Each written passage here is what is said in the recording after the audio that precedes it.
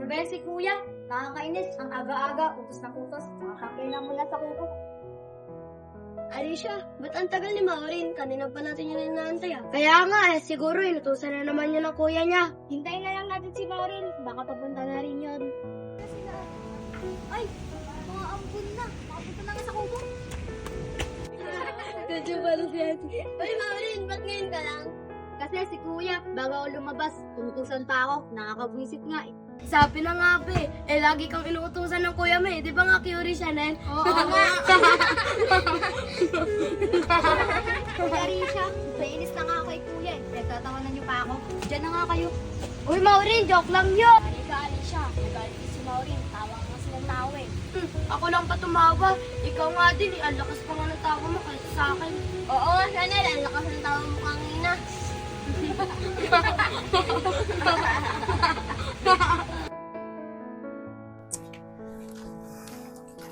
Ano ba yan, Maureen? Kalat-kalat. Dinis ka nga. Eh kuya, ikaw na lang maglinis dyan. Naglilinis ka naman eh. Kahit kailan talaga, hindi ka makakasahan. O Maureen, saan ka naman pupunta? Diyan lang po kuya. Baka kasi nandun na sila Arisha sa tambayan eh. O Maureen, bago ka lumabas, nakagawa ka na ba ng assignment mo? Bukas ko na po gagawin yun kuya. Aba Maureen, bumababa na grades mo ah. Dapat ginagawa mo muna assignment mo bago ka tumambay. Panay ka tambay eh. Eh ano ngayon? Nag-aalala lang naman ako kasi bumababa na grades mo. Huwag mo nga akong pakailaman.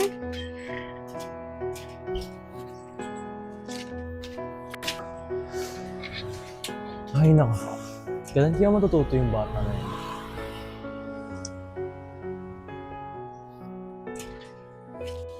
Ano ba yan si kuya? Lagi na lang nangingialam. Eh kaya ko naman sarili ko eh. Sana, nandun na sila Chanel sa tambayan. Alicia, ang tagal naman ni Maureen. Kanina pa tayo naghihintay dito. Kaya nga eh. Hintayin na lang natin. Tatatingin yun. Uy, sakto. Dito si Jello. Jello, nandun na ba sila Arisha sa kubo? Oo.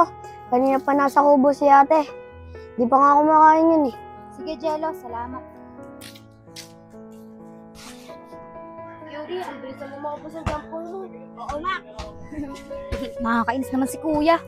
O Maureen, ba't busit ka na naman? Siguro inutusan ka na naman ng kuya mo, no? Oo, natusan ako. Pinapagawa niya ako ng assignment ko.